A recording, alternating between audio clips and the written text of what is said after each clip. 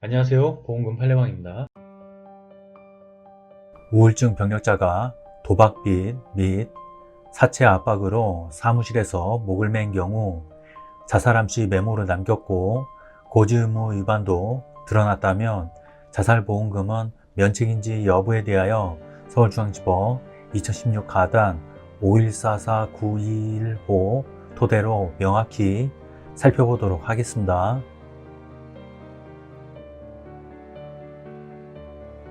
기초사실, 망인은 주식회사 일하는 가방제조 공장을 운영하는 사람이었습니다. 망인은 곤색 추리닝 바지와 흰색 러닝 셔츠를 입고 2014년 6월 25일 08시 5분경 구리시 F에 있는 위 공장 사무실 겸 숙소 내 마루 평상 위에서 무릎을 꿇고 고개를 숙인 채 사망하였습니다. 당시 망인의 목이 113cm 높이의 천장경 선박에 박혀있는 못에 묶여진 가죽끈에 매어진 상태였습니다. 이 사건 보험계약 해지의 적법 여부 생략합니다. 판단,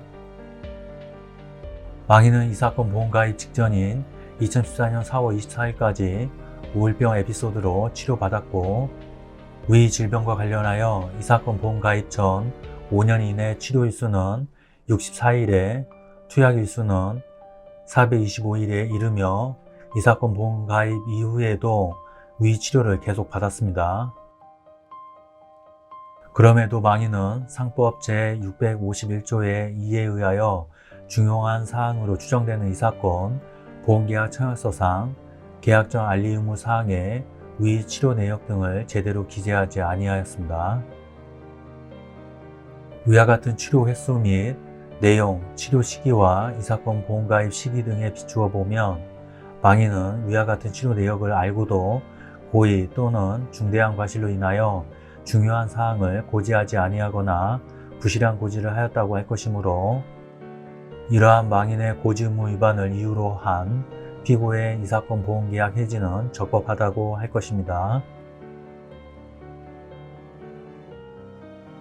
원고들의 주장에 대하여 갑 제3호증 시체 검안서의 기재에 의하면 망인의 사망의 종류가 기타 및 불상으로 사망의 원인이 미상으로 된 사실을 인정할 수 있고 113cm에 불과한 천장 높이에 묶어진 가방끈이 망인의 목에 매어진 상태이었던 앞서 본 바와 같으나 위에서 인정하는 사실에 비추어 위 인정 사실만으로는 원고들의 위 주장을 인정하기에 부족하고 달리 이를 인정할 증거가 없습니다.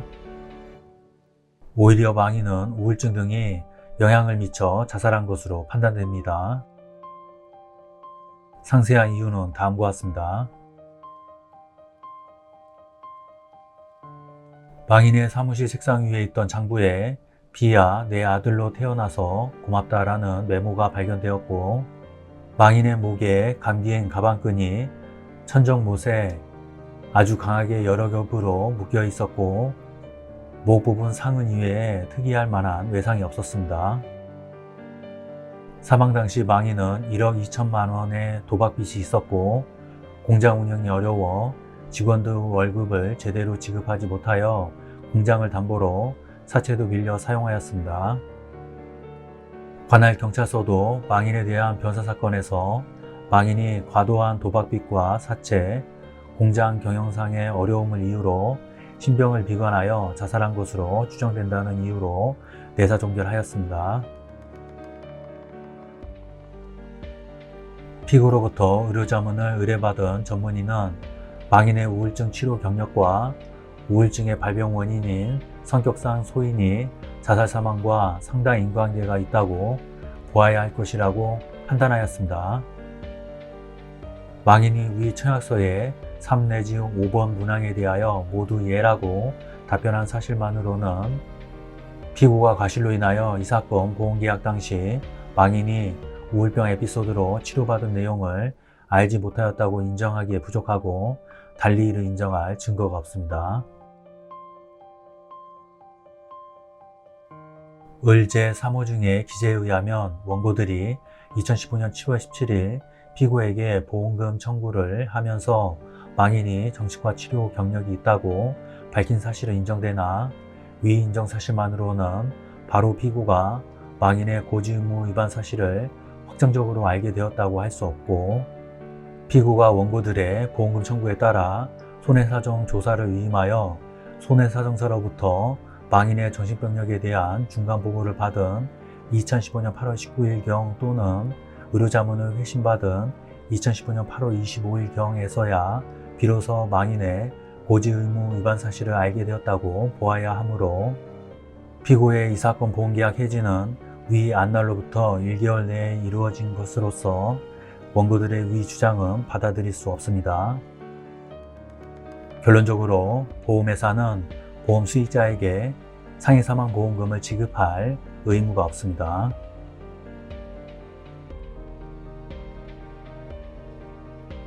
마치겠습니다. 긴 시간 시청해 주신 점 고맙습니다.